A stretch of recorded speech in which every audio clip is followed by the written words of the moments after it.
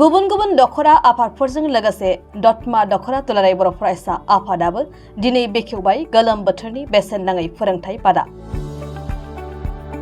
दुलाराय बर' फरायसा आफादनि गुनगोनां सोलोंथाय जांख्रिखांनाय मावथांखिखौ बिथा खालामनानै फरायसाफोरनो गुनगोनां सोलोंथाय मोनहोनायनि थांखिजों गोलोम बोथोरनि बन्दनि समाव थाखो 9 आरो 10 थाखोनि फरायसाफोरनि इंराजि रावखान्थि, गोरलै सानखान्थि आरो गोरलै बिगियान आयदानि सायाव फोरोंथाय होनो थाखाय गोलोम बोथोरनि बेसेन नाङै फोरोंथाय बादाखौ दिनै बेखेवो। क'क्राझार जिल्लानि सिङाव थानाय दतमा दखरा एबसुनि बानजायनायाव बे गोलोम बोथोरनि बेसेन नाङै फोरोंथाय बादाखौ दखरानि सिङाव थानाय दतमा गोजौसिन फरायसालियाव लानाय जादों आरो बे फोरोंथाय बादाया दिनै 7 जुलाइनिफ्राय जागायनानै फैगौ 28 जुलाइसिम सोलिगोन। दिनैनिफ्राय जागायनाय बे फोरोंथाय बादायाव गाहाय आलासि महरै बाहागो लाफैनानै होफैयो क'क्राझार जिल्ला एबसुनि लेङाइ आफादगिरि काम्फा बसुमतारिया।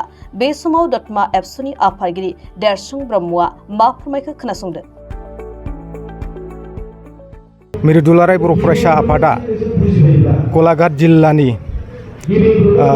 थेलिसालाव जानाय खुंगा 56थि बोसोरसालिया जथुम्मानि थान्दै मेलनि गेजेरजों मोनसे मिशन फोसावनाय बायदियै जेरैहाय गुनगोनां सोलोंथाय जांख्रिखांनाय मावथांखिजों लोब्बा लाखिनानै प्रि सामार कचिं केम्प अर्थात गोलोम बोथोरजों लोब्बा लाखिनानै बेसेन नाङि फोरोंथाय बादाखौ दतमा दखरा दुलाराय बर' फरायसा आफादा 21 साननि थाखाय बे बादाखौ खुंनाय जादों आरो बे बादायावहाय आयदा हिसाबै इंराजि रावखान्थि, गोरलै बिगियान आरो गोरलै सानखान्थि आयदाखौ फोरोंनाय जागोन आरो बेवहाय जों आसा खालामदों दतमा दखरा दुलाराय बर' फरायसा आफादनि जानानै आथिखालनि बे ग्लबेलाइजेसन मुगायाव जोंनि दतमा हालामाव थानाय फरायसाफोरखौ गुन गोनां सोलोंथाय होनायनि थांखिजों जों बेखौ लानाय जादों।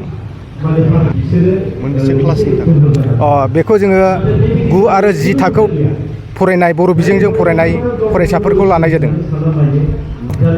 माने जोंनि दतमा दखरा दुलाराय बर' फरायसा आफादनि सिङाव थानाय गासै बर' बिजों थानाय फरायसालिफोर जेरैहाय गासै मोन 13 हाइ स्कुलखौ जोङो बाहाय हांख्रायनानै लाबोनाय जादों। दिनैसिम माखासे फरायसालिफोरा गाव गावनि फरायसालिफोराव माने सरखारनि बिथोन बायदियै 3 स्कुला गावसिनि फरायसालियावनो कचिं केम्पखौ लाहोनो गोनां जादों होननानै जोंनिसिम खौरां दैथायहरदों।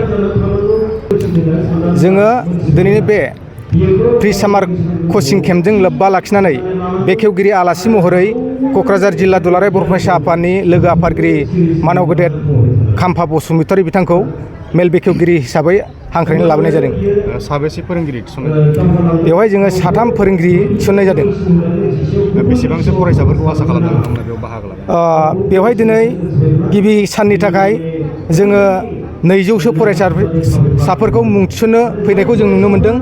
आसा खालामदों गाबोननिफ्राय गोबां फरायसा बिथांमोनहा बे फोरोंथाय बादायाव बाहागो लाफैगोन होननानै आं दखरा आफादनिफ्राय आसा खालामदों।